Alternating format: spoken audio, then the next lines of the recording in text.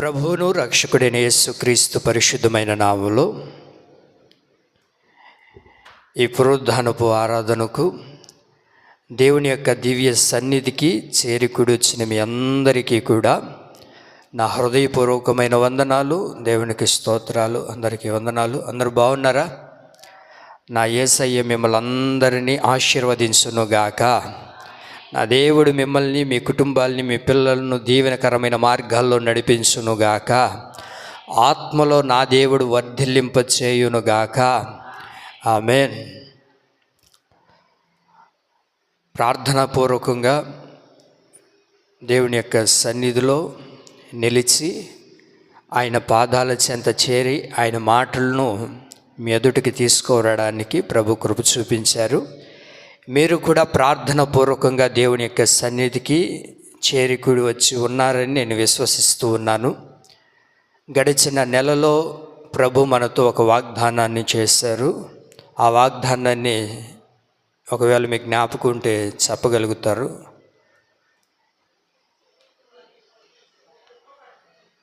మీ దుఃఖము సంతోషమగును. ఈ నెలకు సంబంధించిన ఒక చక్కటి వాగ్దానాన్ని మనం చదువుకుందాం. యెషయా గ్రంథం 51వ అధ్యాయం 16వ వాక్యాన్ని మనం ధ్యానించుకుందాం. నేను ఆకాశమును స్థాపించినట్లును భూమి పునాదులను వేయునట్లును నా జనము నీవే అని సియోనుతో చెప్పునట్లును నీ నోట నా మాటలు ఉంచి నా చేతి నీడలో నిన్ను కప్పి ఉన్నాను. ఆమేన్. ఈ నెల వాగ్దానాన్ని ప్రభు మనకు అనుగ్రహిస్తున్నారు. నీ నోట నా మాటలు ఉంచి నా చేతి నీడలో నిన్ను కప్పి ఉన్నాను. మరొకసారి, నీ నోట నా మాటలు ఉంచి నా చేతి నీడలో నిన్ను కప్పి ఉన్నాను. మనం ఆరాధిస్తున్న దేవుడు సర్వశక్తి కలిగిన దేవుడు. మనం ఆరాధిస్తున్న దేవుడు నమ్మదగినవాడు. మనం ఆరాధిస్తున్న దేవుడు మనతో మాట్లాడగలిగే దేవుడు. ఆ దేవుడు మనల్ని అందరినీ ఉద్దేశించి వ్యక్తిగతంగా మనల్ని ప్రభు ప్రేమించి మనతో ప్రభు మాట్లాడుతున్న బహు చక్కటి మాట, నీ నోట నా మాటలు ఉంచి నా చేతి నీడలో నిన్ను కప్పబోతూ ఉన్నాను. ఆమేన్.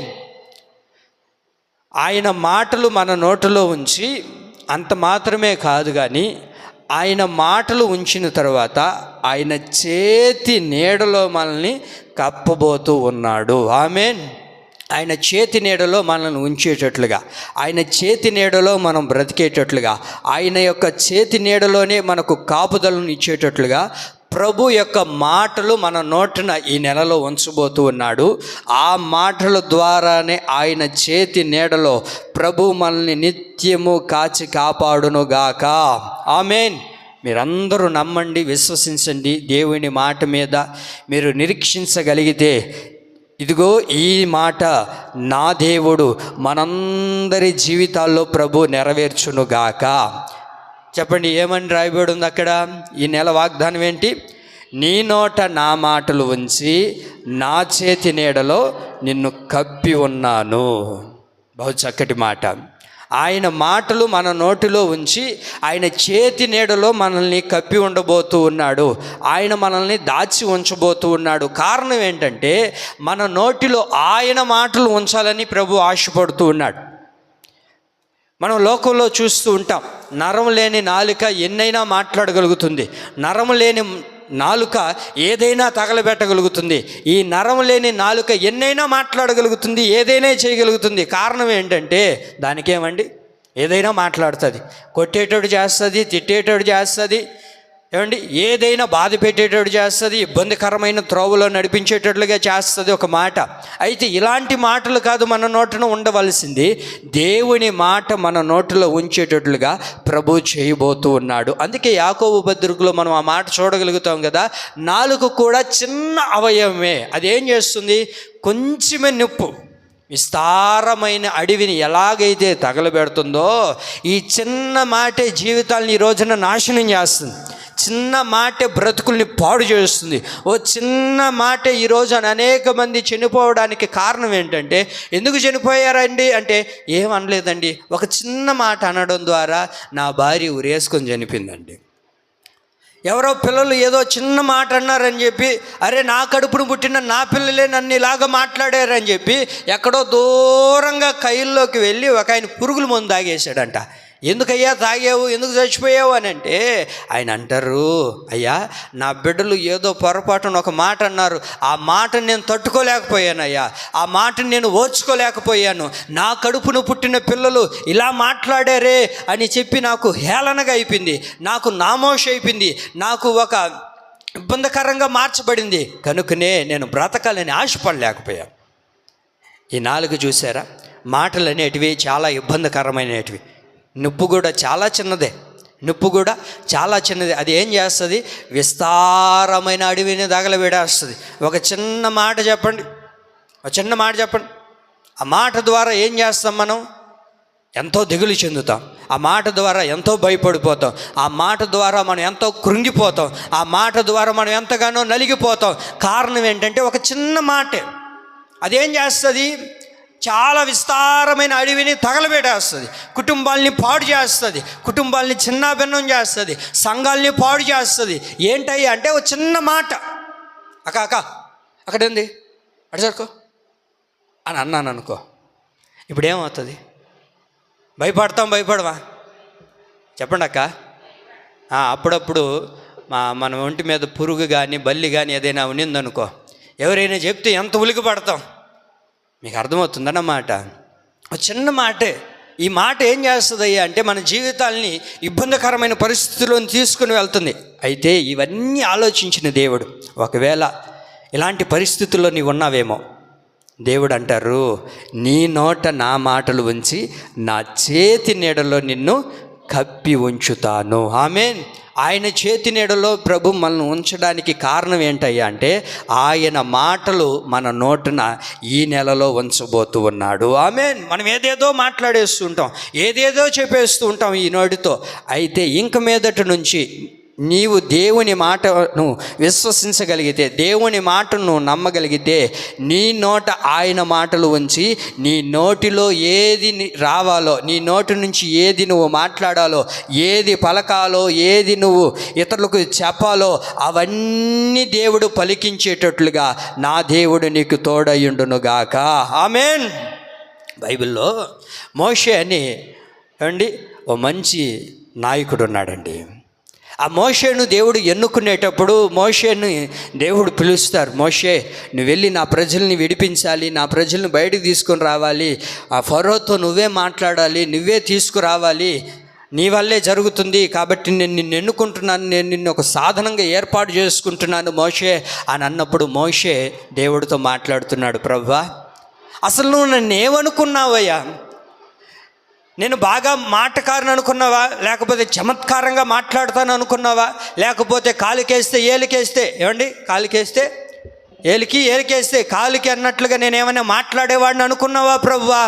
నేను అంత టోడ్ని కాదయ్యా, నేను మాట్లాడితే ఎవరికి అర్థం కాదు, నేను ఏం మాట్లాడుతున్నానో అసలు ఎవరికీ తెలియదు, నేను ఏదైనా మాట్లాడితే ఏం మాట్లాడుతున్నారా అని నన్ను హేళన చేసేవాళ్ళు, అందరూ నన్ను దూషించేవాళ్ళు, నేనేదైనా మాట్లాడితే వాళ్ళకి వ్యతిరేకంగా వినబడుతుంది, నేనేదైనా మాట్లాడితే వాళ్ళకి దూషణకరంగా వినబడుతుంది, నేను ఏది మాట్లాడినా ఎవరికి అర్థం కాదు ప్రభువా, ఇలాంటి నత్తివాడినైనా నన్ను నువ్వు వెళ్ళి ఫరోతో మాట్లాడమంటున్నావే, ఏమైనా న్యాయంగా ఉంది ప్రభువా, ఏమైనా ధర్మమేనా ఇది, అసలు అంతటి ఇశ్రాయేల్ ప్రజల్ని ఐగుప్తులో నుంచి విడిపించి నన్ను తీసుకురమ్మంటున్నావే అని అంటే దేవుడు మోషేతో మాట్లాడుతున్నాడు, మోషే ఈ లోకములో కుంటివాడిని సృష్టించింది నేనే, గుడ్డివాడిని నిర్మించింది నేనే, కళ్ళు ఉన్నవాడిని నిర్మించింది నేనే, కళ్ళు లేనివాడిని నిర్మించింది నేనే, చెవిటివాడిని నిర్మించింది నేనే, మోగవాడిని నిర్మించింది నేనే,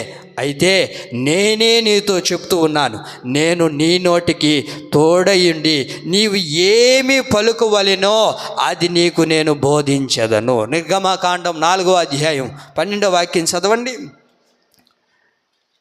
నిర్గమకాండం నేను నీ నోటికి తోడయుండి నీవు ఏమి పలుకువలెనో నీకు బోధించదనని అతనితో చెప్పెను. మోషే, నువ్వు వెళ్ళు, నువ్వు ఏం మాట్లాడాలో, నువ్వు ఏది బోధించాలో, నువ్వు ఏది పలకాలో, నువ్వు ఏది చెప్పాలో అది నేను నీకు చెప్పేటట్లుగా నేను నీకు బోధిస్తాను. ఎందుకయ్యా అంటే ఈ నోటికి ఎవరు తోడై ఉండబోతున్నారు? చెప్పండి, ఎవరు తోడై ఉండబోతున్నారు? దేవుడు తోడై ఉంటాడు. ఆయన నీ నోటికి తోడై ఉన్నప్పుడు నువ్వు ఏది మాట్లాడుతున్నావో, నువ్వు ఏది పలుకుతున్నావో, నువ్వు ఏది ఉచ్చరిస్తూ ఉన్నావో ఆ మాటలన్నిటికీ దేవుడు తోడై ఉండబోతూ ఉన్నాడు. ఆమేన్. అందుకే కాలు జారినే తీసుకోవచ్చు కానీ మాట జారితే తీసుకోలేమండి. తీసుకోగలుగుతామా? ఇప్పుడు ఒక బుడదలో మన కాలు వేసామనుకోండి, వేసిన తర్వాత మళ్ళీ తీసి బయటికి దాన్ని కడుక్కుంటే బుడద పోతుంది. అదే ఒక మాట పలికేసామనుకోండి, ఒక మాట అన్నామనుకోండి, ఇంకేమైనా ఉందా? ఆ మాట వెనక్కి తీసుకోగలుగుతావా? లేదు లేక తప్పు అయిపోయిందిలే, ఏదో అనాలనుకోలేదు, కోపములు అనేసేలే, ఏమనుకోవద్దాక, బాధపడొద్దే, మా అక్క కాదు, మా చెల్లి కాదు, మా అక్క లేదు, మా చెల్లి లేదు, ఇంకా ఏమైపోతుంది? ఆ మాట ఇంకా వారు హృదయంలో నుంచి తీసివేసుకోలేరు. ఆ మాట ఎంతో వారి గుండెల్లో నాటుకోబోతుంది. ఆ మాట వారి గుండెల్లో అలాగే స్థిరపరచబడిపోతుంది. కనుకనే నువ్వు ఏం మాట్లాడాలో అవన్నీ ప్రభు నీకు బోధించి ఆయన నీ నోటికి తోడై ఉండబోతూ ఉన్నాడు. ఆమేన్. నువ్వు ఏది మాట్లాడాలో ప్రభు నీ నోటికి తోడయ్యండి ప్రతి మాటను ఆయనే పలికిస్తాడు, ఆయనే బోధిస్తాడు. ఎవరితో నువ్వు ఏం మాట్లాడాలో, ఎవరితో ఎలా మాట్లాడాలో, ఏది చెప్పాలి, ఏది చెప్పకూడదు, ఇవేవి మనకు తెలియదు. మనకి ఇష్టం వచ్చినట్లుగా, మనకు ఆలోచన తోచినట్లుగా అన్నీ మాట్లాడేస్తూ ఉంటాం కదా. అందుకే దేవుడు అంటారు, మోషే, నేను నీ నోటికి తోడయ్యండి, నేను నీ నోటికి తోడయ్యండి, నేను నీకు పలకవలసిన ప్రతి మాటను నీకు బోధిస్తాను, అది నీవు పలికేటట్లుగా నేను చేస్తాను. ఆమేన్. ఈ దినాన ప్రభు సన్నిధికి వచ్చిన నీ నోటికి ప్రభు తోడై ఉండబోతూ ఉన్నాడు. ఆమేన్. ఎందుకు ప్రభువా నా నోటికి తోడై ఉండాలని ఆశపడుతూ ఉన్నావు అని అంటే, ఆయన మాటలు మన నోటిని ఉంచి ఆయన చేతి నీడలో మనల్ని కప్పి ఉంచబోతూ ఉన్నాడు. ఆమేన్. ఈ నోరు ఎలా ఉండాలి అని అంటే, అప్పుడప్పుడు చూడండి మన పిల్లలు ఏబిసిడీలు మాట్లాడుతూ ఉంటారు. ఏబిసిడీలు మాట్లాడుతూ ఉంటారు. ఏబిసిడీలు అంటే ఏ ఫర్ యాపిల్ కాదు, ఇంకా తెలుసు కదా మీకు. అవన్నీ మాట్లాడుతూ ఉంటారు. ఏబిసిడీలు మాట్లాడుతూ ఉంటారు మన పిల్లలు. అప్పుడప్పుడు అలా మాట్లాడుతూ ఉన్నప్పుడు, రే ఎక్కడ నేర్చుకున్నావురా నువ్వు, అలా మనం మాట్లాడకూడదురా అని అంటే వాడు అంటాడు, అమ్మా నువ్వే కదమ్మా నిన్న నాన్నతో మాట్లాడేటప్పుడు అలా మాట్లాడింది. నాన్న కూడా అప్పుడప్పుడు అమ్మను మాట్లాడుతూ ఉంటాడు. ఇవన్నీ మన దగ్గర ఉన్న పిల్లలు విని, ఓహో మనం ఎప్పుడైనా కోపం వచ్చినప్పుడు, లేకపోతే మనకి ఎప్పుడైనా బాధ కలిగినప్పుడు, లేకపోతే ఎవరితోనైనా మాట్లాడేటప్పుడు ఈ మాటలు మాట్లాడాలేమో అని చెప్పి ఆ పిల్లలు ఏం చేస్తారు? ఆ మాటలనే నేర్చుకుంటారు. ఆ పిల్లలు బయటికి వెళ్ళి ఆ మాటలు పలుకుతుంటే, ఏమండి మీ పిల్లలు బూతు మాటలు మాట్లాడుతున్నారండి అని తల్లిదండ్రుల దగ్గరికి వచ్చి చెప్తూ ఉంటారు. అప్పుడు ఆ బిడ్డను అడుగుతుంటారు తల్లిదండ్రులు, రాయ్ మనం బూతు మాటలు మాట్లాడకూడదురా, ఎవర్రా నీకు నేర్పించింది ఈ బూతు మాటలు, ఎక్కడ నేర్చుకున్నావు, ఎవరు నేర్పించారు? అవేమి నేర్పించాల్సిన అవసరం లేదండి. నీ పిల్లల్ని ఇంట్లో పెట్టుకొని నీ భార్యతో నువ్వు ఏం మాట్లాడుతున్నావో, నీ భర్తతో ఏం మాట్లాడుతున్నావో నీ కుటుంబంలో ఉన్న పిల్లలు అవి వింటూ ఉంటారు. వినిన పిల్లలు ఏం చేస్తారు? అదే మాట్లాడడం ప్రారంభిస్తారు. నువ్వు ఏదైతే వింటూ ఉంటావో, ఏదైతే నువ్వు మాట్లాడుతుంటావో నీ పిల్లలకి నేర్పించాల్సిన అవసరం లేదు, అదే నీ పిల్లలు కూడా మాట్లాడడం ప్రారంభిస్తారండి. అందుకనే మనం కుటుంబంలో మనం పిల్లలు ఎదుట మనం ఏం మాట్లాడుతున్నాం జాగ్రత్తగా మాట్లాడాలి, జాగ్రత్తగా మనం మాట్లాడాలి. అందుకనే దేవుడు ఈ దినానం ప్రభు మనతో మాట్లాడుతున్న మాట ఏంటో చెప్పనా, నేను నీ నోట నా మాటలు ఉంచి నా చేతి నీడలో నిన్ను ఉంచబోతున్నాను. ఇంతవరకు ఎవరి మాటలు మీ నోట్లో ఉన్నాయో నాకు తెలియదు, కానీ ఏమండి ఎవరి మాటల ద్వారా నువ్వు మాట్లాడుతున్నావో నాకు తెలియదు, కానీ ఈ దినము నుంచి మన నోరు ఎలా ఉండాలి అని అంటే, ఇర్మియా గ్రంథం 15వ అధ్యాయం 19వ వాక్యం చూడండి. మన నోరు ఎలా ఉండాలి అని అంటే అక్కడ రాయబడి ఉంటుంది. ఆ మాటను మీరు చదవగలుగుతారు. ఇర్మియా గ్రంథం 15వ అధ్యాయం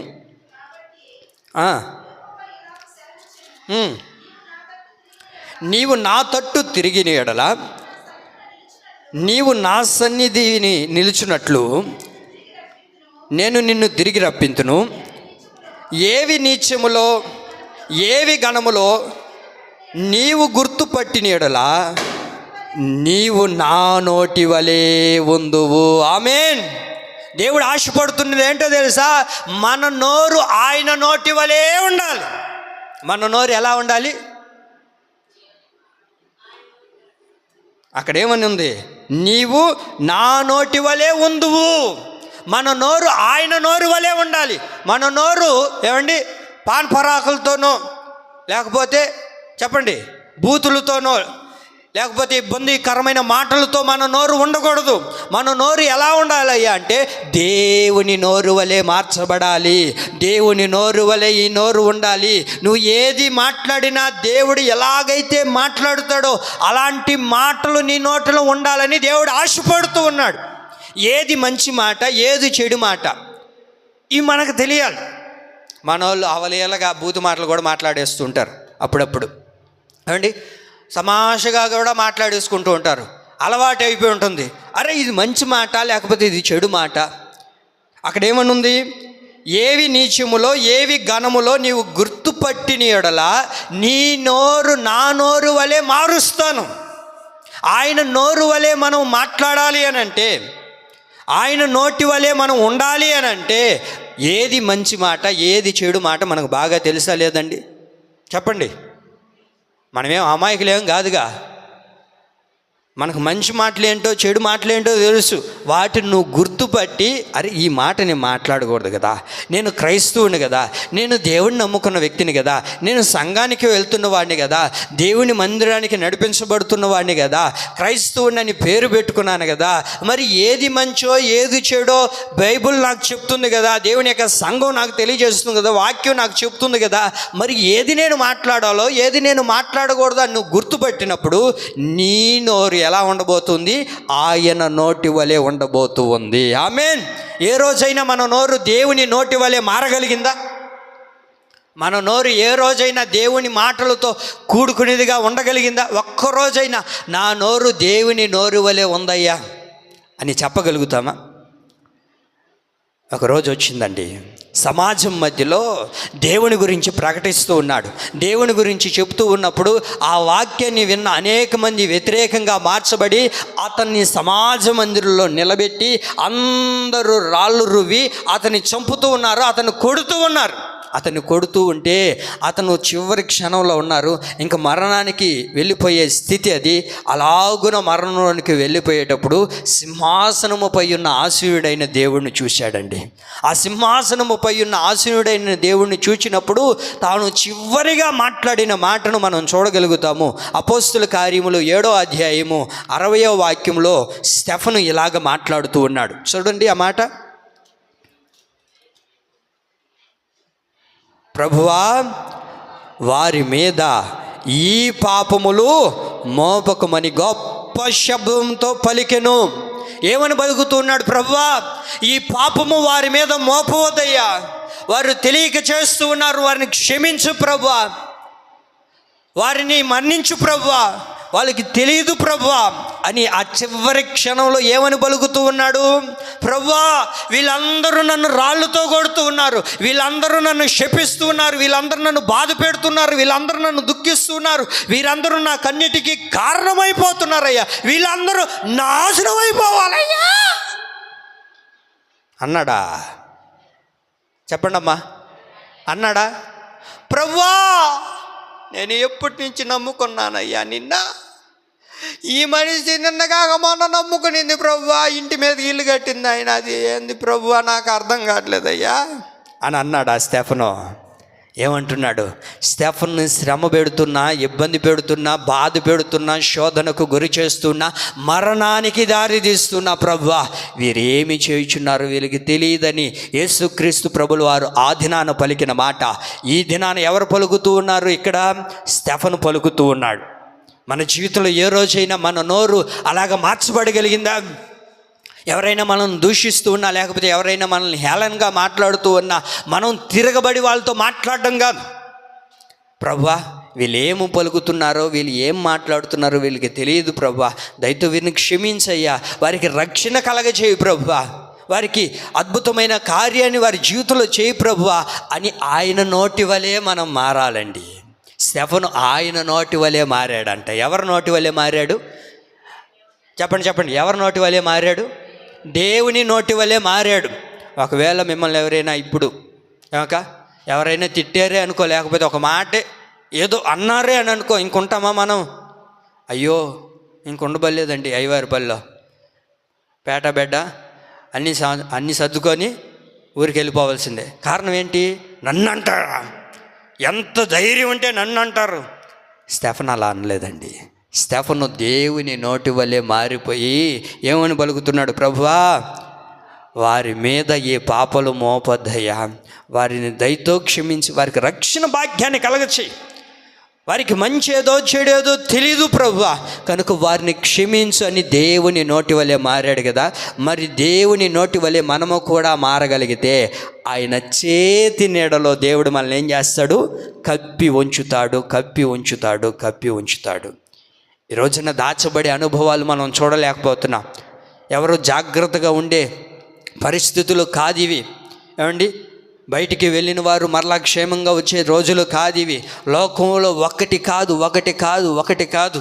అసలు వార్తలు చూడాలంటేనే భయం వేస్తుంది, వార్తలు వినాలంటేనే భయం వేస్తుంది. ఎందుకంటే రోజుకి ఏదో ఒక నీచమైన కార్యాలు, రోజుకి ఏదో ఒక పనికిమాలిన కార్యాలు లోకంలో జరుగుతూ ఉన్నాయి. ఎవరిని కాపాడే పరిస్థితులు కాదివి. అందుకనే దేవుని యొక్క మాటలు నీ నోటను ఉంచగలిగితే, ఆయన మాటలు నీ నోటను ఉండగలిగితే, ఆయన రెక్కల నీడలో, ఆయన చేతి నీడలో ప్రభు మనల్ని కప్పి ఉంచబోతూ ఉన్నాడు. ఆమేన్. మనం కప్పబడే పరిస్థితులు కాదండి. ఈ రోజున ఎన్నో జరుగుతున్నాయి లోకంలో, ఎన్నెన్నో చూస్తూ ఉన్నాం, ఎన్నెన్నో మనం చెవులారా వింటూ ఉన్నాం. అసలు భయం వేస్తుంది బిడ్డలను బయటికి పంపించాలంటే. ఎక్కడ ఏం జరుగుతుందో తెలియని పరిస్థితి, అక్కడ ఎప్పుడు ఏం జరగబోతుందో, ఎక్కడి నుంచి ఏ అపాయం పొంచి వస్తుందో తెలియని పరిస్థితులు. దారుణమైపోతుంది మరీ లోకం, దారుణంగా మార్చబడిపోతుంది ప్రపంచం. ఆ దేవుని ప్రియులారా, దేవుని రాకడ సమీపముగా మార్చబడిపోతూ ఉన్నాం. దేవుని రాకడకు మనం సిద్ధంగా ఉండబోతున్నాం. కనుక ఆయన మాటలు మన నోటును ఉంచినప్పుడు ఆయన చేతి నీడలో మనము కప్పబడబోతూ ఉన్నాము. ఆమేన్. అయితే నేను ఒక 4 మాటలు మీకు జ్ఞాపకం చేస్తాను. మనుషుల మాటలు ఎలాంటివి అని అంటే రెఫరెన్స్లు చెప్తాను, త్వరగా రాసుకోనండి. యోబు గ్రంథం 16వ అధ్యాయం 3వ వాక్యంలో మనుషుని యొక్క మాటలు గాలి వంటివి అని రాయబడింది. మనుషుని యొక్క మాటలు గాలి వంటి మాటలు. మత్తయి సువార్త 12వ అధ్యాయం 36వ వాక్యంలో ఉంటుంది, మనుషుని యొక్క మాటలు వ్యర్థమైన మాటలు. తిమోతికి రాసిన 2వ పత్రిక 2వ అధ్యాయం 16-17 వాక్యాలు మనం చూడగలిగితే అపవిత్రమైన వట్టి మాటలు మనుషుని నోటను ఉన్నాయి. సామెతల గ్రంథం 4వ అధ్యాయం 24వ వాక్యంలో మనుషుని యొక్క మాటలు ఎలాంటివి అంటే మూర్ఖపు మాటలు. చాలా మాటలు ఉన్నాయి మనుషుని నోట్లో. అయితే నేను ఒక 2-3 మాటలు మీకు జ్ఞాపకం చేస్తున్నాను. ఇక్కడ గాలి వంటి మాటలు మానవుని యొక్క మాటలు. మానవుడు ఎప్పుడు కూడా గాలి మాటలు మాట్లాడుతూ ఉంటాడు. అవి ఎందుకు పనికిరావు, ఎందుకు ఉపయోగపడవు, అవి దేనికి కూడా నోచుకోవు. అలాంటి మాటలు మనుషుడు మాట్లాడుతూ ఉంటాడు, వ్యర్థమైన మాటలు మాట్లాడుతూ ఉంటాడు. మానవుడు వ్యర్థమైన మాటలు మాట్లాడుతూ ఉంటాడు. కూర్చొని ఇంక ఏవేవో మాట్లాడుతూ ఉంటారు. అసలు దేనికి ఉపయోగపడని మాటలు, వ్యర్థమైన మాటలు.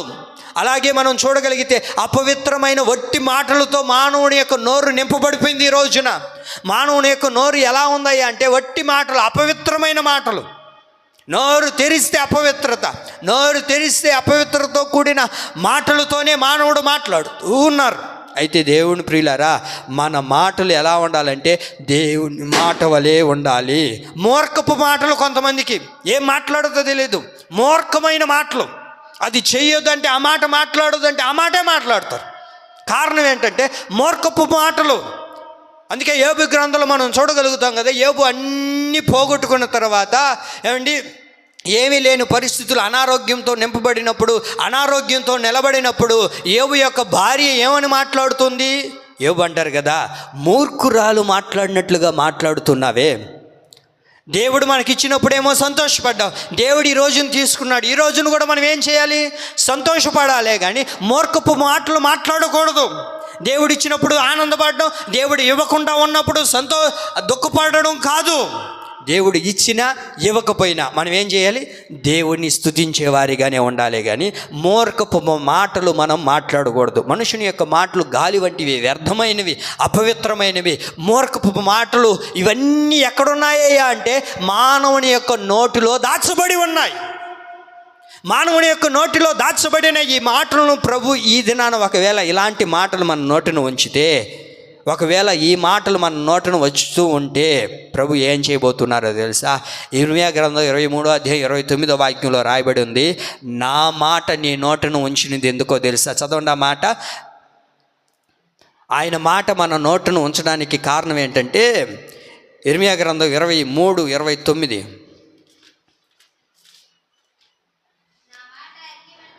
నా మాట ఎలాంటిది? అగ్ని వంటిది. ఆయన మాట అగ్ని వంటిది. ఆ అగ్ని వంటి మాట నీ నోటును ఉంచడానికి కారణం ఏంటంటే గాలి వంటి మాటలు, వ్యర్థమైన మాటలు, అపవిత్రంతో కూడిన మాటలు, మూర్ఖపు మాటలన్నిటినీ ఈ అగ్ని వంటి మాట నీ నోటిలో ఉంచి ప్రతి మాటలను, అపవిత్రమైన మాటలను, వ్యర్థమైన మాటలను, పనికిమాలిన మాటలను, గాలి వంటి మాటలను ఈ అగ్ని గాల్చివేయును గాక. ఈ అగ్ని ద్వారా, అగ్ని వంటి మాటలు అవన్నిటినీ కాల్చివేయాలని దేవుడు ఆశపడుతూ ఉన్నాడు. కారణం ఏంటయ్యా అంటే ఇవన్నీ కాల్చివేయబడితే ఇప్పుడు మన నోటిన ఏముండబోతున్నాయి? దేవుని యొక్క మాటలు ఉండబోతూ ఉన్నాయి. దేవుని యొక్క మాటలు మన నోటిని ఉంచి దేవుడు మనకు తోడైండి పలికిస్తాడు.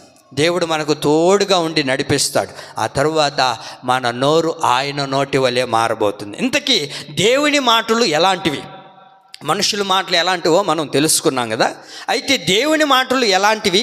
ఈ మాటల ద్వారా దేవుడు మన జీవితంలో ఏం చేయబోతున్నాడు? ఆయన మాటలు మన నోటును ఉంచి దేవుడు మన జీవితంలో చేసే అద్భుతమైన కార్యాలు ఏంటి?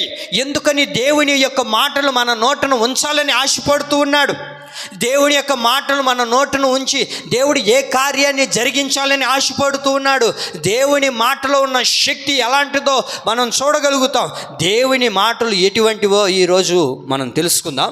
మొదటి మాట, దేవుని మాటలు ఎలాంటివి అని అంటే ఈ మాటల ద్వారా దేవుడు మన జీవితంలో చేసే అద్భుతమైన కార్యాలు. యోబు గ్రంథం 4వ అధ్యాయం, యోబు గ్రంథం 4వ అధ్యాయం 4వ వాక్యాన్ని మనం ఇక్కడ చూడగలిగితే, నీ మాటలు త్రొట్టిల్లు వానిని ఆదుకొని ఉండును. దేవుని యొక్క మాటలు ఎలాంటివి అని అంటే త్రొట్టిల్లు వారిని ఆదుకునే మాటలు. దేవుని మాటలు ఎలాంటివి? త్రొట్టిల్లిపోతున్న వారిని ఆదుకునే మాటలు, పడిపోతున్న వారిని ఆదుకునే మాటలు. ఎక్కడ త్రొట్టిల్లిపోతున్నామో, ఎక్కడ పడిపోతున్నామో, ఎక్కడ బలహీనత చెందుతున్నామో ఈ విషయాలన్నిటినీ గుర్తిరిగిన దేవుడు ఈ దినాన మనతో మాట్లాడుతున్న మాట ఏంటో తెలుసా? నీ నోట నా మాటలు ఉంచి నా చేతి నీడలో నిన్ను కప్పి ఉంచబోతున్నాను. ఎందుకయ్యా అనంటే ఆయన మాటలు ఎలాంటివి?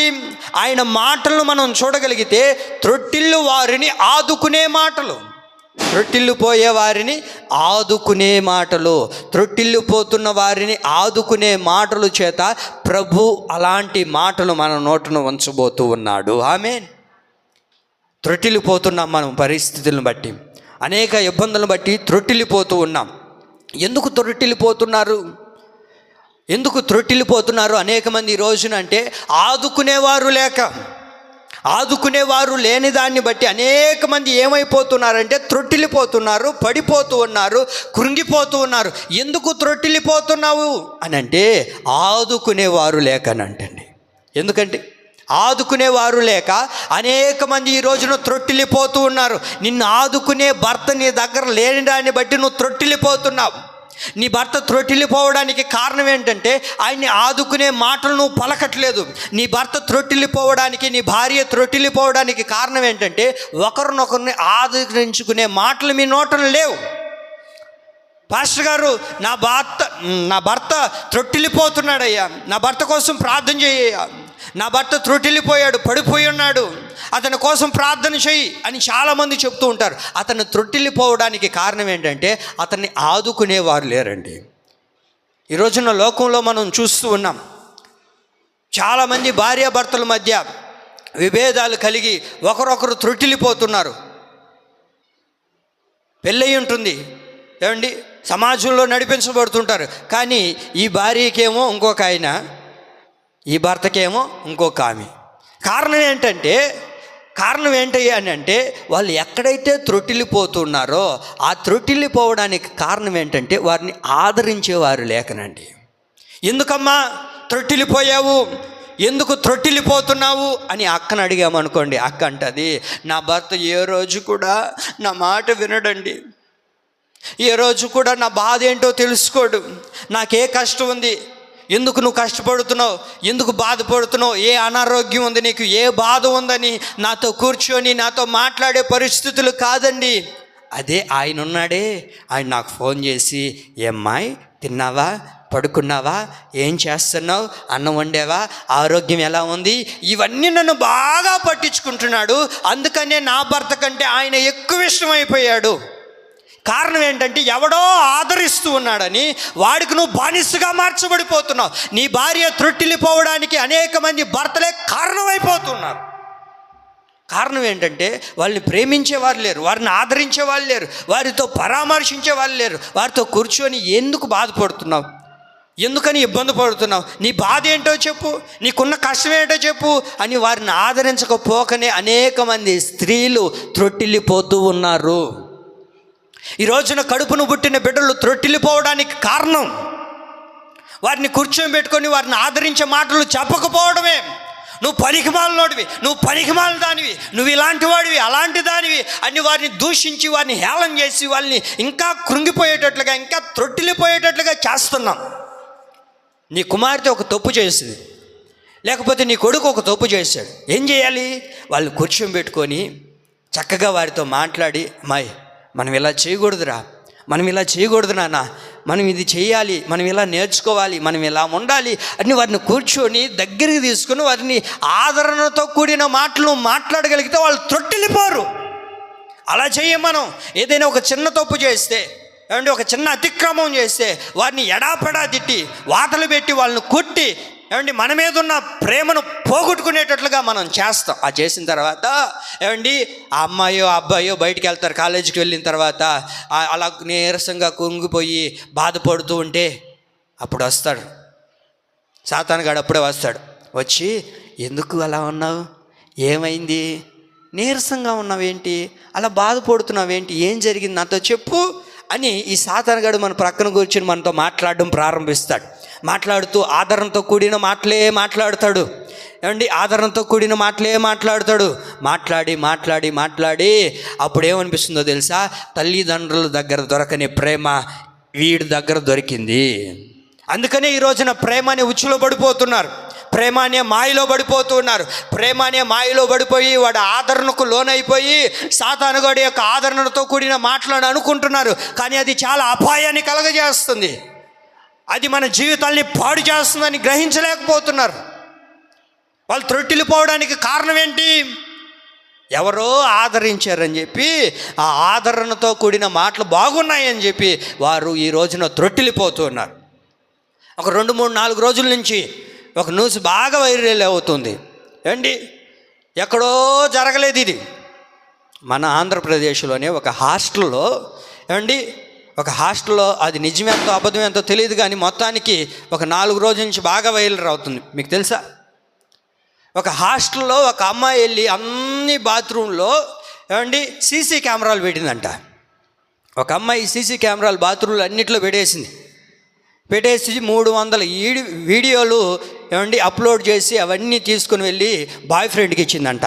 ఎందుకు ఇలా జరిగింది అని అంటే, బాయ్ ఫ్రెండ్తో ప్రేమలో పడింది అమ్మాయి.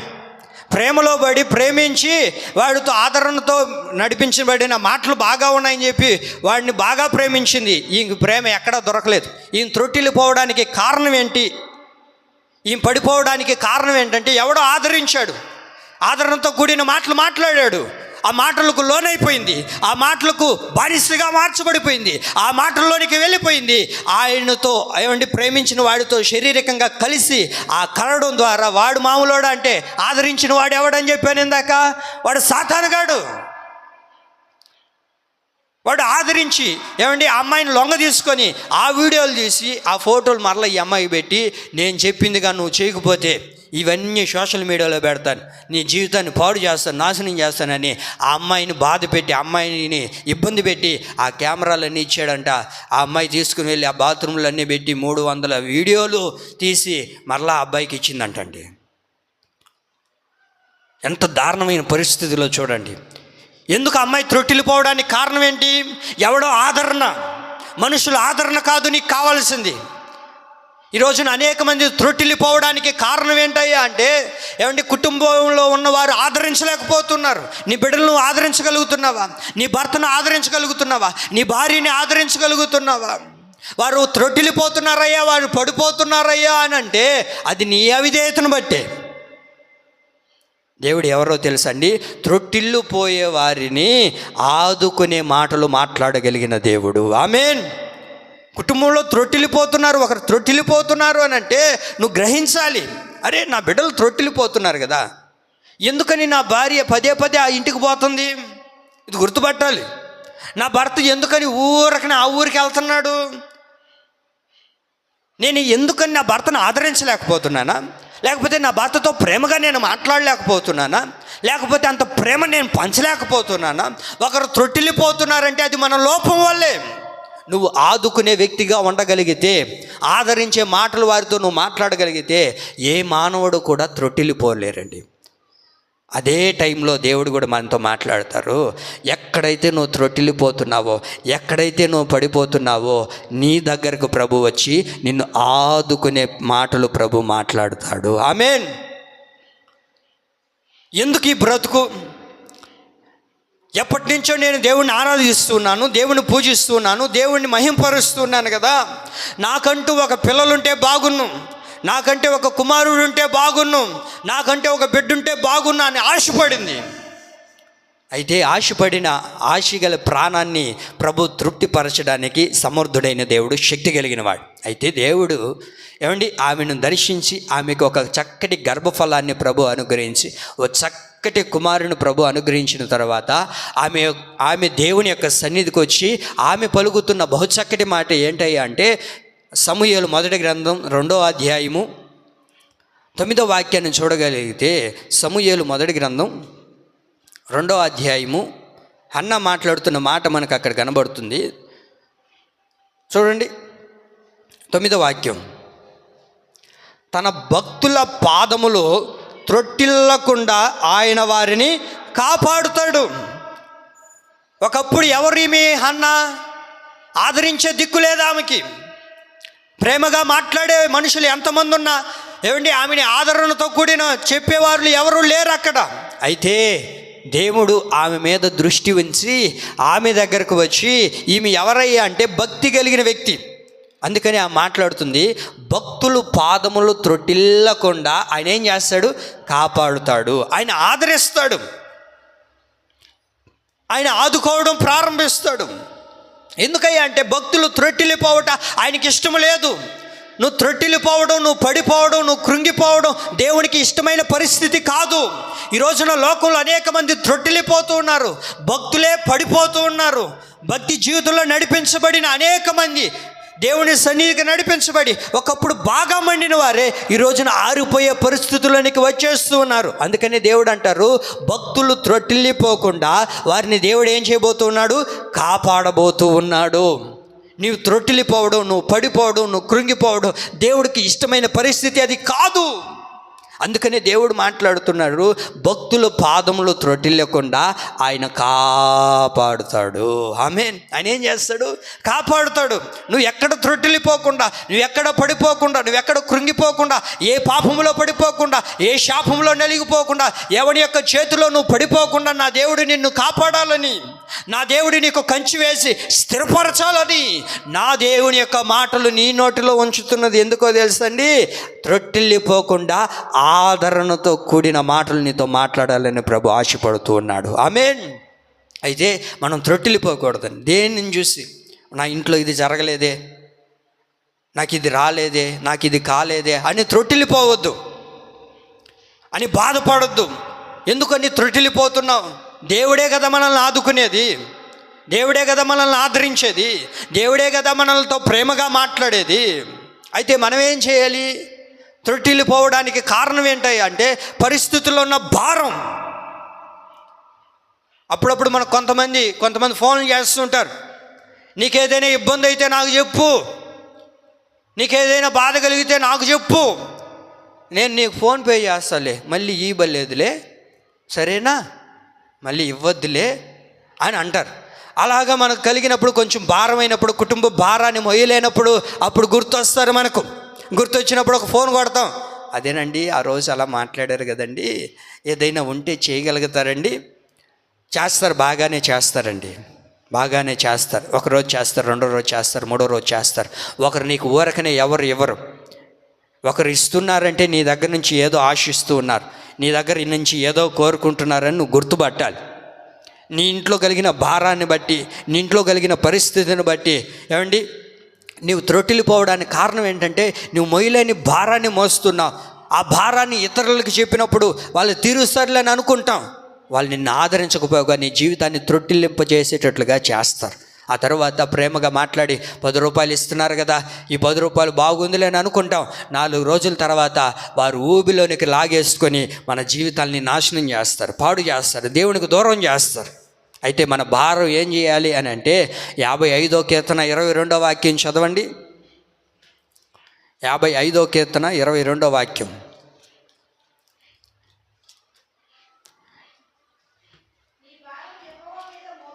నీ భారము యెహోవా మీద మోపుము, ఆయనే నిన్ను ఆదుకుంటాడు. నీ భారము యెహోవా మీద మోపు. ఏ భారాన్ని నువ్వు మోస్తూ ఉన్నావో, ఏ భారాన్ని నువ్వు మోస్తూ నడిపించబడుతున్నావో, నీ భారం ఏంటో యెహోవా మీద మోపుము. ఆయన నిన్నేం చేస్తాడు? ఆదుకోవడం ప్రారంభిస్తాడు.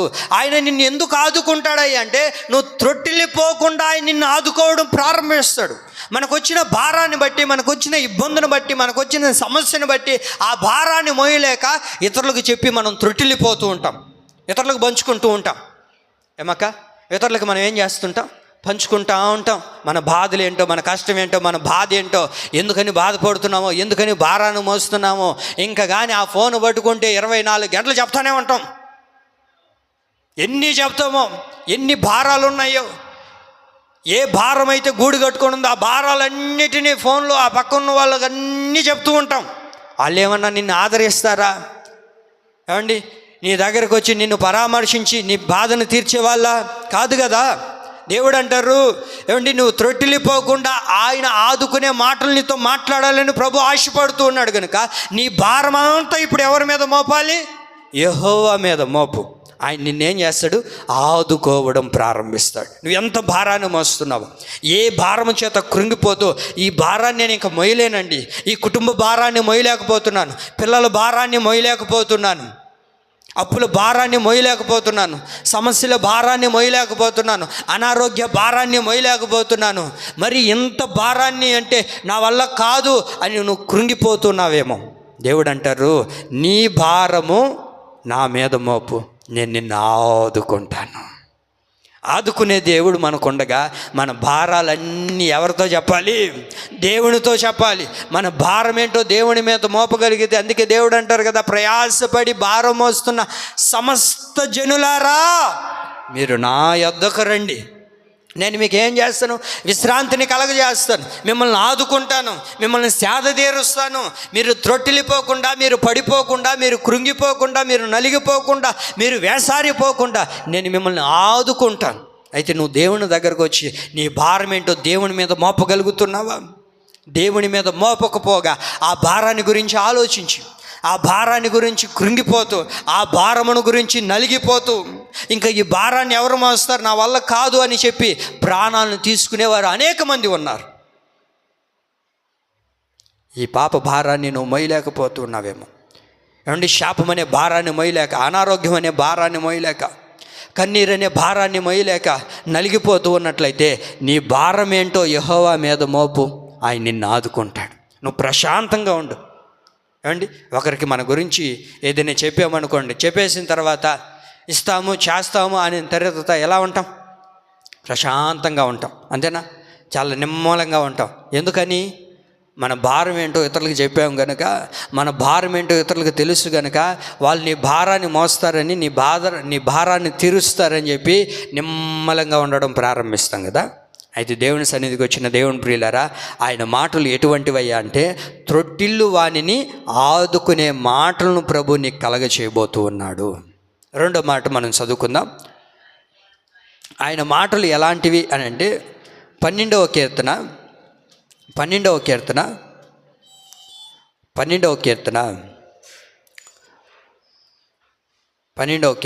6వ వాక్యం చూడండి. యెహోవా మాటలు పవిత్రమైనవి, అవి మట్టి మూసలలో 7 మారులు కరిగి ఊదిన వెండి అంత పవిత్రములో. దేవుని యొక్క మాటలు ఎలాంటివయ్యా అంటే త్రొట్టిల్లి వారిని ఆదుకునే మాటలు. దేవుని మాటలు ఎలాంటివయ్యా అంటే పవిత్రమైన మాటలు. ఇది ఎలాంటి పవిత్రమైనవో తెలుసా? ఇలాంటి పవిత్రమైనవి కావు. ఏమండి, మట్టిలో నుంచి తీయబడిన వెండి, దానిని ఎలాగైతే శుభ్రపరిచి 7 మార్లు శుభ్రపరిచి దాన్ని దాంట్లో ఉన్న కల్ముషాన్ని తీసివేసి ఎలాగైతే దాన్ని కనబడుతుందో, ఆ వెండి ఎలాగైతే తలతల మెరుస్తూ ఉంటుందో, అంతకంటే ఉన్నతమైన పవిత్రమైన మాటలు కలిగిన వాడు మనం ఆరాధిస్తున్న దేవుడు. ఆమేన్. మనం ఆరాధిస్తున్న దేవుని యొక్క మాటలు అపవిత్రమైన మాటలు కాదు. ఆయన మాటలు ఎలాంటివయ్యా అంటే పవిత్రమైన మాటలు, ఆయన సత్యమును చెప్పే మాటలు. అలాంటి మాటలు కలిగిన దేవుడు ఆ మాటలు నీ నోటిలో ఉంచాలని ప్రభు ఆశపడుతూ ఉన్నాడు. అబద్ధపుతో కూడిన మాటలు మన నోటను ఉండకూడదు. వ్యర్థమైన మాటలు, మూర్ఖమైన మాటలు, వ్యర్థమైన మాటలు, పాపపు మాటలు, అబద్ధపు మాటలు, దూషణమైన మాటలు, శాపమైన మాటలు, ఇవి మన నోటన ఉండకూడదు. మన నోటన ఏ మాటలు ఉండాలి అంటే దేవుని యొక్క మాటలు ఎలాంటివంట? పవిత్రమైన మాటలు. ఈ పవిత్రమైన మాటలు మనలో ఉండినప్పుడు, ఈ పవిత్రముతో కూడిన మాటలు మన నోటన దేవుడు ఉంచినప్పుడు, ఆ పవిత్రముతో కూడిన మాటలు మన నోటన ఎప్పుడైతే ఉంటాయో అద్భుతమైన ఆశీర్వాదాలన్నీ మన వెంట వచ్చును గాక. ఆమేన్. నోరు తెరిస్తే నీ నోట నుంచి ఏది రావాలి? పవిత్రమైన మాటే రావాలి. అద్భుతమైన మాటే నువ్వు మాట్లాడాలి. చూడండి, అప్పుడప్పుడు మనం వింటూ ఉంటాం, తెలివైన వారంట ఊరకనే మాట్లాడరంట, లొల్ల మాట్లాడరు. ఏమండి, తెలివి లేని వారే ఎప్పుడు చూసినా ఒక్క మాట మనం అడిగామనుకో, అక్క బాగున్నారా? ఇప్పుడు మీరేం చెప్పాలా? బాగున్నా. అయిపోయిందా? అది చెప్పం. అక్క బాగున్నావా, అన్న బాగున్నావు అంటే అంత తాపరు. ఆ రోజు అటు జరిగింది కదా, అప్పటి నుంచి ఇటు వచ్చాను కదా, ఇటు వచ్చి అటు పోయాను కదా, ఆ తర్వాత బాగలేకుండా వచ్చిందా, మళ్ళీ ట్యాబ్లెట్ వేసుకున్నానా, ఇప్పుడు కొంచెం సుమారు అయింది. ఇప్పుడు ఎట్టుండవు అది చెప్పాలి, అంతేనా? మనం ఏది అడుగుతున్నాం అది చెప్పాలి, కానీ మనకు తగిన ఆన్సర్ ఎవరు? అక్క అర్థమైందా? నా మాటలు అర్థమవుతున్నాయి? అన్నం ఉడికిందా లేదన్నప్పుడు ఏం చెప్పాలి? ఉడికిందయ్యా, లేదు ఇంకా ఉడకలేదు, ఒక 5 నిమిషాలు అయితే లేదు ఇప్పుడే పొంగు వచ్చింది, ఇప్పుడే మూత తీసినాను, మంట సిమ్ములో పెట్టినాను, ఆ తర్వాత ఇప్పుడే మంట పెంచినాను, గెంటుతో తిప్పినాను, తర్వాత మూత పెట్టాను, మళ్ళీ పొంగింది, ఇప్పుడు దించినాను, ఇంకొక 5 నిమిషాలు అయితే ఉడకతుందేమో, ఇంత సాగదీయాలా? మీకు అర్థమైందా? అట్లా మాట్లాడకూడదు. ఏమండి, దేవుని యొక్క మాటలు ఏంటయ్యి అంటే పవిత్రమైనవి, వ్యర్థమైన మాటలు కాదు అవి. ఏమండి, అబద్ధపు మాటలు కాదు. కొంతమంది నోరు తెరిస్తే అబద్ధపు మాటలే. పవిత్రమైన మాటలే మన నోటన ఉండునుగాక. ఆమేన్. ఈ పవిత్రమైన మాటలు మనలో ఉంటే కలిగే అద్భుతమైన ఆశీర్వాదాలని మనం చూడగలుగుతాం. ఈ పవిత్రమైన మాట నీ నోటన ఉండగలిగితే, దేవుడు యొక్క పవిత్రమైన మాటలు, వెండితో కూడిన అంటే విలువైన మాటలు నీ నోటన ప్రభు ఉంచడానికి కారణం ఏంటంటే ఆ పవిత్రమైన మాటల్లో అద్భుతమైన ఆశీర్వాదాన్ని ప్రభు దాచి ఉంచాడు. చూడండి, యోహాను సువార్త 15వ అధ్యాయం 3వ వాక్యము 7వ వాక్యం చదవాలి. యోహాను సువార్త 15వ అధ్యాయం 3వ వాక్యము 7వ వాక్యం. నేను మీతో చెప్పిన మాటను బట్టి మీరిప్పుడు పవిత్రులై ఉన్నారు. 7వ వాక్యం. నా యందు మీరును మీ యందు నా మాటలను నిలిచియుండి ఎడల మీకు ఏది ఇష్టమో అడుగుడి, అది మీకు అనుగ్రహించబడును.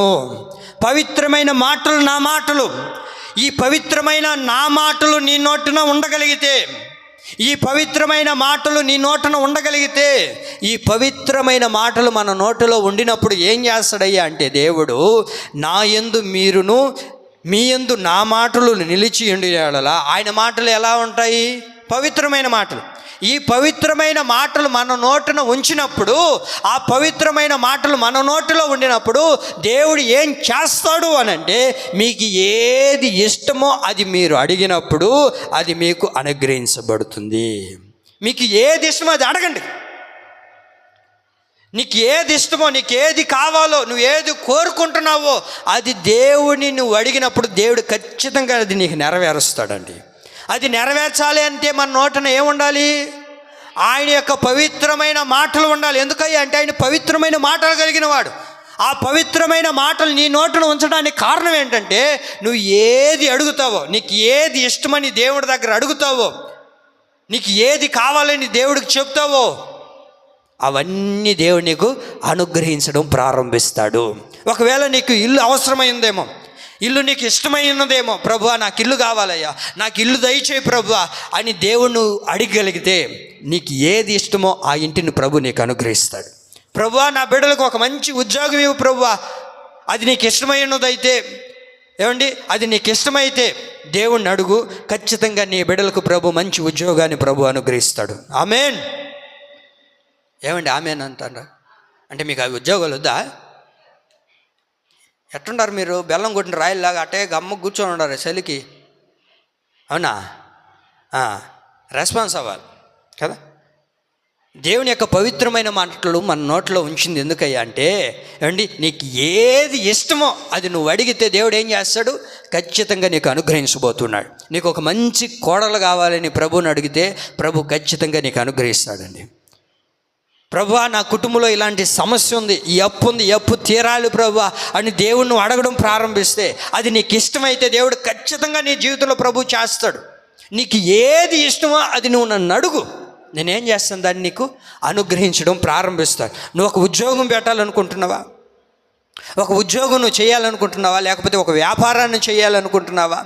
లేకపోతే ఒక ఇల్లు కట్టుకోవాలనుకుంటున్నావా? లేకపోతే ఒక వివాహం చేయాలనుకుంటున్నావా?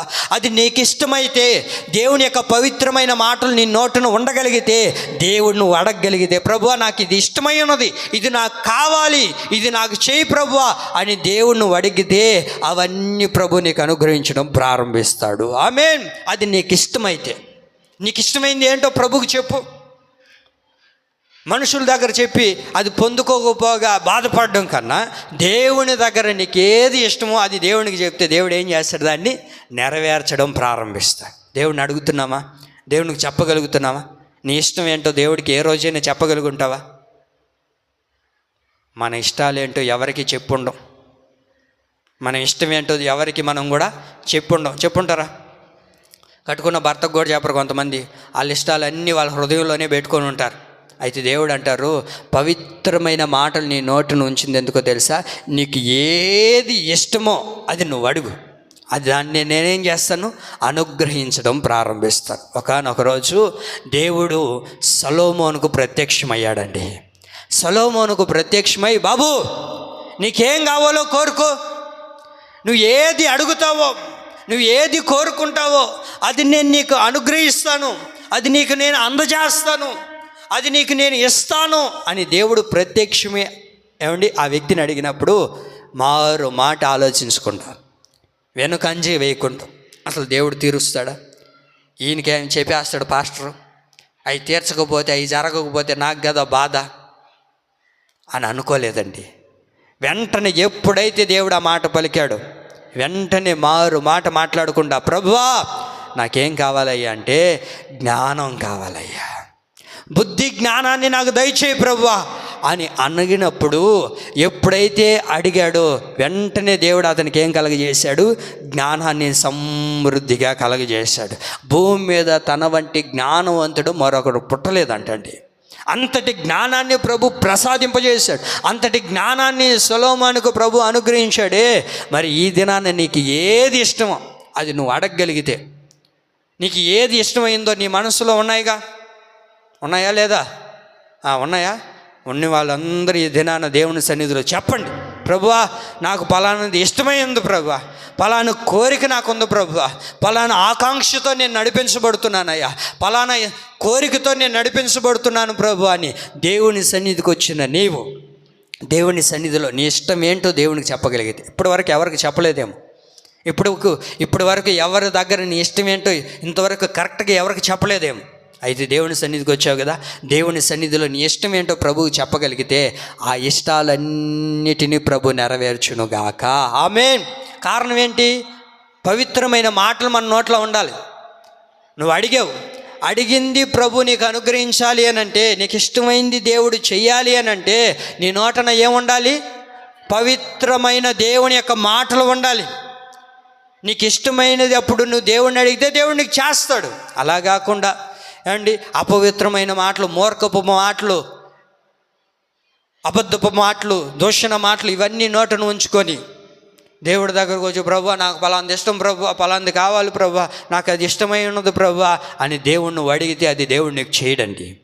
ఆయన మాటలు నీ నోటను ఉంచింది ఎందుకంటే నీకు ఏది ఇష్టమో నువ్వు దేవుణ్ణి అడిగితే అవన్నీ చేయడానికి ఆయన పవిత్రమైన మాటలు నీ నోటను ఉంచబోతూ ఉన్నాడు. ఆమేన్. మూడో మాట చెప్పి నేను ముగిస్తాను. చూడండి, యోహాను సువార్త. అనేక మంది శిష్యులుగా మార్చబడి దేవుని సన్నిధికి వచ్చారండి. దేవుని దగ్గరకు వచ్చి ఎలాగైనా సరే దేవుని దగ్గర శుశ్రూష చేయాలి, దేవునితో కొనసాగించబడాలి, దేవునితో నడిపించబడాలి, దేవునితో ఉంటే బాగుంటుంది, చాలా గొప్ప కార్యాలు చేస్తున్నాడు, ఆశ్చర్యమైన కార్యాలు చేస్తున్నాడు, అబ్బా ఈయనకి మించిన దేవుడు లేడు, ఈయనే గొప్ప దేవుడు అని అనేక మంది ఆయన దగ్గరకు వచ్చారండి. అనేక మంది ఆయన దగ్గరికి వచ్చిన తర్వాత ఆయన యొక్క మాటలు ఎలా ఉన్నాయి అని అంటే కఠినమైన మాటలుగా ఉన్నాయంట, దుక్కు పెట్టే మాటలుగా ఉన్నాయంట. ఏ మాట చెప్పినా అది వాళ్ళకే తగులుతుందంట, ఏ మాట పలికినా వాళ్ళ గురించే చెప్పినట్టు ఉంటుందంట, ఏ మాట ఉచ్చరిస్తున్నా ఇది మా గురించే చెప్తున్నాడే, ఈయన మా గురించే అంటున్నాడే, మమ్మల్నే తిడుతున్నాడే, మా గురించే అంటున్నాడే, ఈయనకి వేరేది రాదా అని అనుకొని అక్కడి నుంచి వెళ్ళిపోయారండి. వెళ్ళిపోయిన తర్వాత శిష్యులను చూసి అంటారు, యేసు ప్రభు పిలుచుకున్నాడు కదా, ఆ 12 మంది శిష్యులను చూసి, ఇదిగో చాలామంది వెళ్ళిపోయారు, నా మాట కఠినమైనది అనుకొని, నా మాట ఇబ్బంది అనుకొని, నా మాటకు కృంగిపోయి, నా మాటకు బాధపడి వాళ్ళలో ఉన్న లోపాలు ఎత్తి చూపిస్తుంటే, వాళ్ళలో ఉన్న పాపం ఏంటో చెప్తూ ఉంటే దాన్ని సరి చేసుకోక, దాన్ని దిద్దుకోక నా నుంచి వాళ్ళందరూ దూరం అయిపోయారు కదా, మీరు కూడా అలాగే వెళ్ళిపోతారా అని ఆ శిష్యుల్ని దేవుడు అడుగుచూ ఉన్నప్పుడు అందులో పేతురు లేచి అంటాడు, ప్రభువా వాళ్ళందరూ వెళ్ళిపోయారయ్యా, అయితే మేమైతే వెళ్ళం. ఎందుకు అని అంటే, ప్రభువా నీవెవడవో తెలుసా, నీవు నిత్య జీవపు మాటలు గలవాడవు. ఆమేన్. ఎవరైనా నిత్య జీవపు మాటలు కలిగిన వాడువి నీవు. యోహాను సువార్త 6వ అధ్యాయము 68వ వాక్యాన్ని గమనించండి. ఆ 12 మంది శిష్యుల్ని ప్రభు అడిగినప్పుడు సీమోను పేతురు, ప్రభువా ఎవని యొద్దకు వెళ్ళుదుము? బాగా చదవాలి. ఎవని యొద్దకు వెళ్ళుదుము? ప్రభువా మేము ఎవని యొద్దకు వెళ్తామయ్యా? ఎవరి దగ్గరికి వెళ్ళి మేము బ్రతకగలుగుతాము? వాళ్ళైతే వెళ్ళిపోయారు, నీ మాటలకు బాధపడి, నీ మాటలు కఠినమై అనుకొని వాళ్ళు వెళ్ళిపోయారు. మేము ఎవరి దగ్గరికి వెళ్తాం ప్రభువా? నువ్వు మమ్మల్ని పిలుచుకున్నావు, నీ సంఘంలో మమ్మల్ని చేర్చుకున్నావు, నీ కఠినమైన మాటలు ఎందుకని మమ్మల్ని సరిచేయడానికే కదా, నీ మాటలు ఎందుకని మమ్మల్ని సరైన త్రోవలో పెట్టడానికే కదా, ఎందుకని మమ్మల్ని బాధ పెడుతున్నావు? నీ మాట ఒకవేళ మమ్మల్ని బాధ పెట్టేటట్లయితే మా జీవితాలను సరి చేసుకున్నట్టుకే కాదు ప్రభువా. నీవైతే ఎవరివి? నీవే నిత్య జీవపు మాటలు గలవాడవి. మన నోటను ఏ మాటలు ఉంచాలని ఆశపడుతున్నాడంటే ఆయన మాటలు ఎలాంటివంటే నిత్య జీవపు మాటలు కలిగిన వాడు. ఆమేన్. ఆయన ఎవరు? నిత్య జీవపు మాటలు కలిగిన వాడు, నిత్య జీవాన్ని అనుగ్రహించగలిగిన దేవుడు, నిత్య జీవానికి వారసులుగా చేయగలిగిన దేవుడు. ఆ నిత్య జీవానికి మనము వారసులుగా మార్చబడాలని, ఆ నిత్య రాజ్యానికి వారసులుగా ఉండాలని దేవుడు అనేక సందర్భాల్లో కఠినమైన మాటలు మాట్లాడతాడు. అందుకే బైబిల్లో రాయబడిన మాట చెప్పండి, బైబిల్లో రాయబడిన మాట, గద్దించు తండ్రి కుమారుని ఏం చేస్తున్నాడు? ప్రేమిస్తూ ఉన్నాడు. గద్దిస్తున్నాడు తండ్రి అని అంటే కుమారుని ఏం చేస్తూ ఉన్నట్లు? ప్రేమిస్తూ ఉన్నట్లు. వినాలి నా మాటలు. తండ్రి కుమారుణ్ణి చిన్నప్పుడు బాగా గద్దిస్తూ ఉంటాడు. ఆ గద్దించేటప్పుడు, వాడిని సరి చేసేటప్పుడు, వాడితో గద్దింపు కూడిన మాటలు మాట్లాడుతున్నప్పుడు, ఆ తల్లిలో తండ్రి గద్దించినప్పుడు మాట్లాడుతూ ఉన్నప్పుడు, మా అమ్మ నాన్న ఎప్పుడు నన్ను గద్దిస్తుంటారు, ఎప్పుడు చూసినా ఈ గద్దింపు మాటలేనా, ఏ రోజు ప్రేమగా మాట్లాడలేదే, ఎందుకని ఊరికూరికి అది చెయ్యొద్దు, ఇది చెయ్యొద్దు, అలా వెళ్ళొద్దు, ఇలా వెళ్ళొద్దు అని ఊరికూరికే మాట్లాడుతూ ఉన్నారే, వీళ్ళు నన్ను ప్రేమించట్లేదు, వీళ్ళు నన్ను బాధ పెడుతున్నారు, వీళ్ళు నన్ను ఇబ్బంది పెడుతున్నారు, స్వేచ్ఛగా నన్ను బ్రతకనిచ్చట్లేదు అని తల్లిదండ్రుల మీద ఆ కుమారుడు బాధపడుతూ ఉంటాడు. అయితే వీడు తండ్రి ప్రేమిస్తున్నాడని ఎప్పుడు తెలుసుకుంటాడంటే, వీడికి కూడా ఒక రోజున తండ్రి అవుతాడే, వీడు కూడా ఒకరోజు తండ్రి అయిన తర్వాత ఆ కొడుకుని ఎత్తుకొని, ఏమండి ఒక వయసు వచ్చిన తర్వాత ఈ పిల్లోడు ఆలోచిస్తూ ఉంటాడు, ఎవరు ఒకప్పుడు తండ్రి దగ్గర బాధపడ్డాడే, ఒకప్పుడు తండ్రిది నన్ను ఇలా అన్నాడు అలా అన్నాడే, వాడు ఇప్పుడు ఏమయ్యాడు, వాడు కూడా ఒక తండ్రి అయ్యాడు. వాడు కూడా ఒక తండ్రి అయిన తర్వాత ఏమండి అప్పుడు ఆలోచిస్తాడు, నా తండ్రి ఎంత గొప్పవాడండి, నా తల్లి ఎంత గొప్పది, నా తల్లిదండ్రులు ఎంత గొప్పోళ్ళు, నన్ను ఎట్లా ఏగారు, ఎట్లా నన్ను పెంచారు, ఎలా నన్ను పోషించారు, ఆ రోజున వాళ్ళని ఎలా బాధ పెట్టానో ఈరోజు తెలుస్తుంది నాకు. ఎందుకని? వీడు కూడా తండ్రి అయ్యాడు గనక. అండి వీడు కూడా తండ్రి అయ్యాడు గనక ఆ బిడ్డలను వాళ్ళని గద్దిస్తూ ఉన్నప్పుడు, వాళ్ళని బాధ పెడుతున్నప్పుడు ఎలాగైతే ఆ తండ్రి ఆ పిల్లలను గద్దించి సరైన త్రోవలని తీసుకుని వస్తారు, అప్పుడు తెలుస్తుంది. అట్లాగే దేవుని సన్నిధిలో కూడా దేవుడు మనల్ని గద్దిస్తున్న, మనల్ని ఒక మాట మాట్లాడుతున్న వాక్యాన్ని ద్వారా ప్రభు మనల్ని హెచ్చరిస్తూ ఉన్నారు అని అంటే మనల్ని కఠినపరచడానికి కాదు, అంటే మనల్ని ఇబ్బంది పెట్టడానికి కాదు, అది ఎందుకని? మనల్ని మంచి త్రోవలో నడిపించడానికి, నిత్య జీవానికి వారసులుగా చేయడానికి. ఆమేన్. ఆయన నిత్య జీవపు మాటలు కలిగిన వాడు. ఈ నిత్య జీవం, పరలోక రాజ్యం మనకు కావాలి. ఆ పరలోక రాజ్యానికి వారసులుగా మార్చబడాలి. ఆ పరలోక రాజ్యాన్ని మనం పొందుకోవాలి అని అంటే ఏం చేయాలి? పరలోక రాజ్యానికి చేరాలి, స్వర్గానికి వెళ్ళాలి, స్వర్గంలోనికి పోవాలి అని అంటే ఏం చేయాలి? అన్నదాన కార్యక్రమం చేస్తే స్వర్గానికి వెళ్తావా?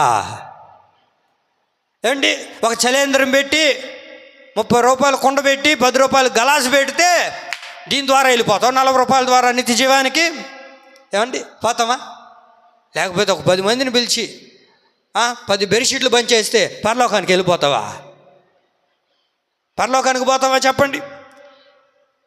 బైబిల్లో రాయబడి ఉంది, నిత్య జీవం పొందడానికి ఎన్నో మంచి కార్యాలు నేను చేశానయ్యా. మంచి కార్యాల వల్ల నిత్య జీవం రాదండి. మంచి కార్యాలు చేయడం ద్వారా నిత్య జీవం కలగదు. ఆయన ఏదైతే చెప్పారో అది నువ్వు చేయగలిగితే ఆ నిత్య జీవానికి వారసుడిగా నువ్వు పిలువబడతావు. ఆమేన్.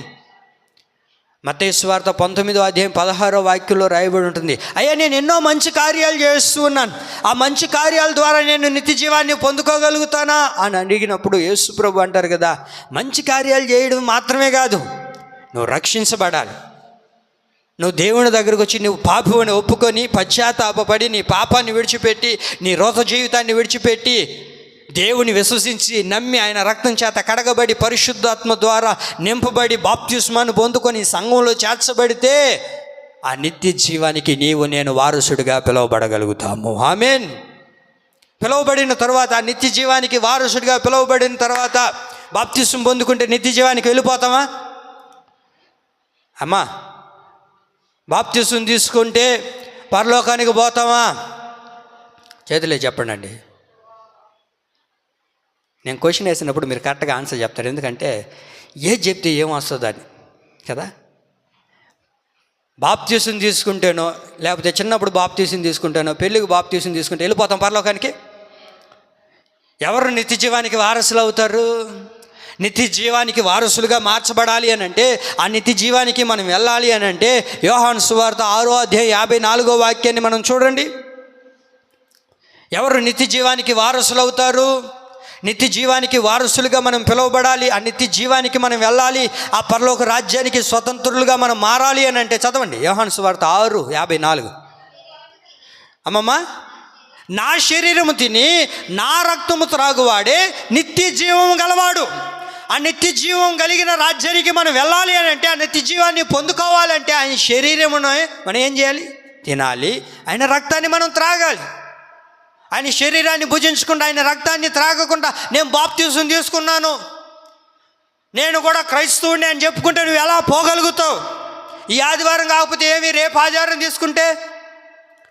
మన ఆదివారం మన మందిరంలో ఏముంది? ప్రతి ఆదివారం ఇస్తారుగా, ప్రతి ఆదివారం తీసుకో. ఈ ఆదివారం తీసుకోకపోతే వచ్చే ఆదివారం ఉంది.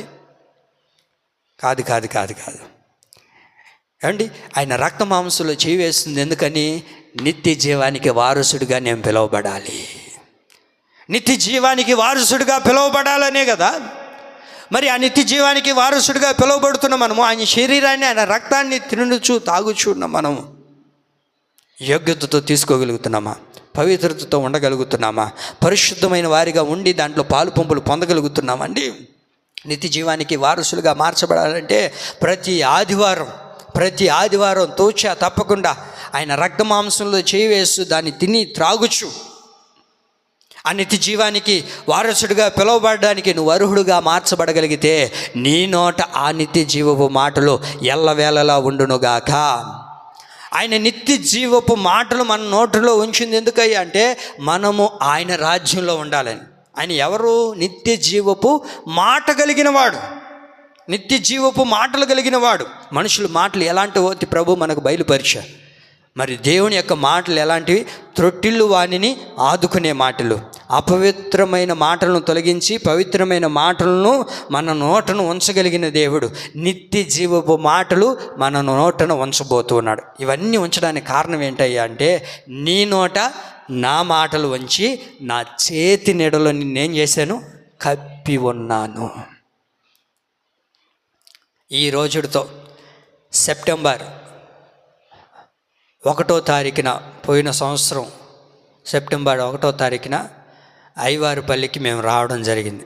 ఇప్పటికీ సంవత్సరం రోజులైంది. ఈ సంవత్సరం రోజులు నా దేవుడు ఏమండి ఆయన దయారెక్కల నీడలో కాపాడినందుకు దేవునికే మహిమ కలుగునుగాక. ఆమేన్. ఈ రోజుతో సంవత్సరం రోజులు నేను ఇక్కడికి వచ్చి ఆయన దయారెక్కల నీడలో కాపాడబడకపోయిండుంటే ఎప్పుడో ఆగస్టు నెలలోనే నన్ను బాడిగట్టి పంపించేసి ఉండేవాళ్ళు. అంతటి ఇబ్బంది పరిస్థితుల్లోకి నేను వెళ్ళిపోయాను. మీ అందరి ప్రార్థన బట్టే ఏమండి, మీరు ప్రతిరోజు సేవకుని కొరకు, సంఘం కొరకు ప్రార్థన చేస్తున్నారు కనుకనే, ఆయన చేతి నీడలో కప్పి ఉన్నాడు కనుకనే ఈ రోజున ఇలాగున నిలబడి ఆయన మాటలు చెప్పగలుగుతున్నాం. లేకపోయింటే అక్టోబర్ నెలలోనే ఎప్పుడో వెళ్ళిపోయి ఉండాల్సింది. నాకే అనిపించింది, అసలు నాకు జ్వరం ఎన్నోసార్లు వచ్చింది కానీ అలాంటి జ్వరం ఎప్పుడు రాలే. నెల రోజులు నా జీవితంలో ఎప్పుడు బాధపడలేదండి. అంతటి జ్వరం ఎంత ఇబ్బంది అంటే అసలు చనిపోదాం అనిపించే అంత జ్వరం, ఇబ్బంది అయిపోయి ఎంత పరిస్థితుల్లోనికి వెళ్ళిపోయాను. అయితే ఆయన చేతి నీడలో కాపాడి ఉన్నాము గనుకనే నేటి వరకు ప్రభు మనల్ని కాపాడుతూ నన్ను భద్రపరుస్తూ ఉన్నాడు. ఆమేన్. కారణం ఏంటంటే ఆయన చేతి నీడలో ప్రభు మనల్ని ఏం చేసి ఉన్నాడు? కప్పి ఉన్నాడు. ఆయన చేతి నీడలో మనం కప్పబడితేనే, మనం దాచబడితేనే, ఉంటేనే మన జీవితాలు బాగుంటాయి. ఎందుకంటే రోజులు మంచివి కాదు.